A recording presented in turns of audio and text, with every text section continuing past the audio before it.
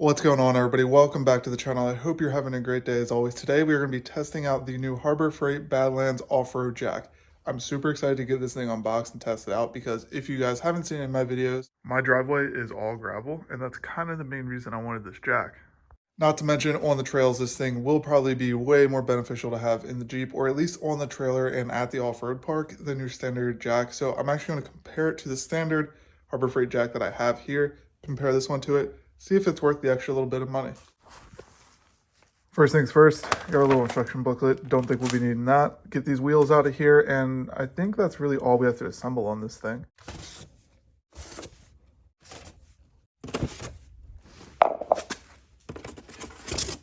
Then it looks like we got our jack plate with our part of the extension here.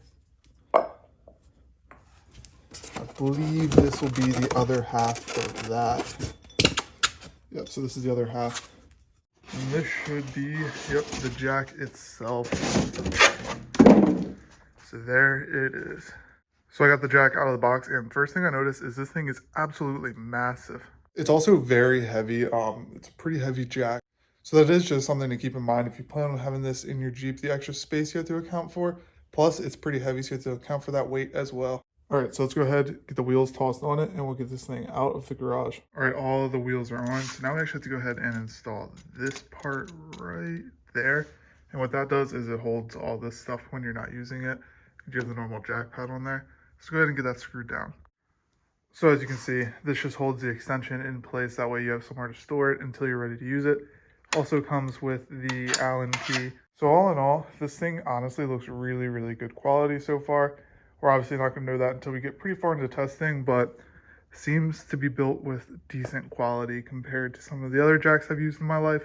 This is the first off-road jack I've ever had, so not a ton to compare it to. But let's get into the testing. That's what you guys clicked the video for, so let's go ahead and test this thing out. Now, quite possibly the most important test when it comes to a jack is, can it run over zip ties? Well, let's find out.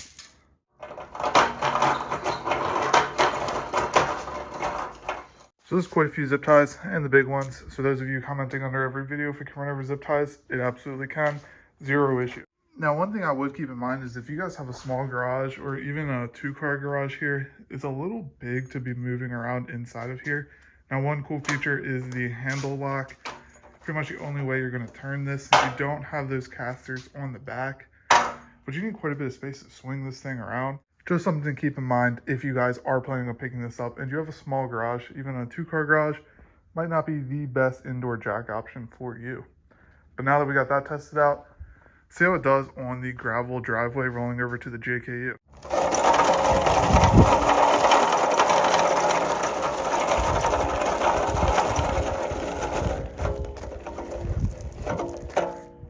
So gravel's fine. Let's see how it does lifting up the Jeep. We'll lift it from the back axle. That way we can jack it right in the middle and lift both sides up.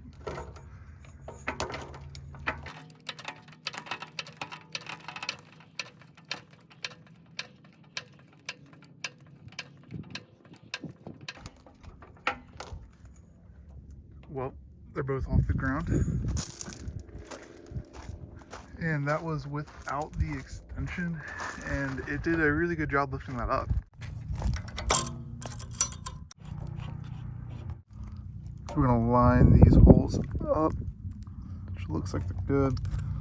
Drop this plate on over top and get these bolts drop down in there. Super simple to swap this thing on. It's literally just these 2 bolts. They give you all the tools to do it. Just drop it on, make sure all the holes line up, tighten it down. Now this is nice because you can extend it to 3 different heights, which makes it perfect for lifting up lifted vehicles and vehicles like that, to where, you know, you usually need a 2x4 or some wood or something to get that thing up off the ground. Now to give you guys a little bit of a size comparison, this is a 40-inch tire. This is the jack. So as you can see, it is very big. It's going to take up a bunch of space in your Jeep. So just one thing to keep in mind if you do end up getting one of these. So as you can see, works like a jack. Better for off-road use. Obviously, you can roll it over gravel, rocks. I've seen some videos of people through the mud. Very nice extension to where it's easier to get a lifted Jeep off the ground. Plenty strong enough to lift up a lifted Jeep, honestly. Massive handle. Only downside compared to a normal jack would be the maneuverability. This thing kind of sucks to move around unless you have the space. You have to move it just like that without the casters on the rear. Now let's get down to what you guys are all wondering. Is this worth $300? Absolutely, in my opinion, worth $300. If you have a lifted Jeep, lifted truck, anything you go off-road with, honestly, any lifted vehicle at all, if you have a gravel driveway, any of those things, it is 100% worth $300. Next thing, is it better than the Pro Eagle Jack? Never had one, can't really tell you if it's better or worse.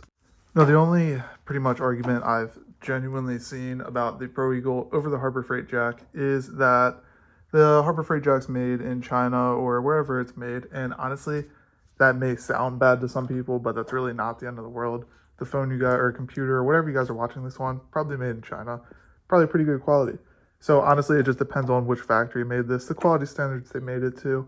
So I wouldn't really hold that against it. There's a ton of great products that aren't made in the US. Now, one last thing, this was a Christmas gift, so I'm not going to go out and just destroy it. I'm not going to run it over with my Jeep. I'm not going to test it like that. There are some YouTubers, though, who did do that, and I was very surprised with the outcome of their test. So I'll link a few of their videos down below, like JK Gear and Gadgets has a really good one. Some people really put this thing to the test. And I was amazed at how well this thing worked. Honestly, I was about to just go pick up one myself, but then I got it as a Christmas gift, so I did not. Definitely would recommend this, though, if you guys do have a lifted Jeep, if you guys have a lifted truck. Now, obviously, I will be using this in pretty much all my videos that I need a jack from here on out, so you guys will see live updates on if this fails, if I have any issues with it. So be sure to go ahead and subscribe so you guys can see if this thing has any issues in the future. Now, we do have a bunch of videos coming up in the upcoming weeks. I'll show you guys some stuff we're working on right now. As you can see, the guys over at Jeep Cables sent us over an entire setup of their Big 7 kit. I actually just finished installing that on the Wrangler. That video will be coming very, very soon.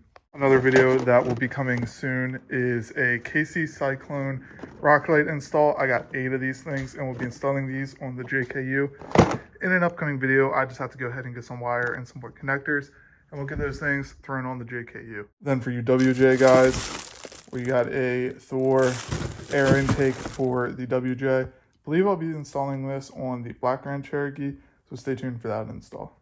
But as you can see, very busy week I have ahead of me installing all these parts, so I'm going to let you guys go. As always, thank you so much for watching the video, and I'll see you guys in the next one.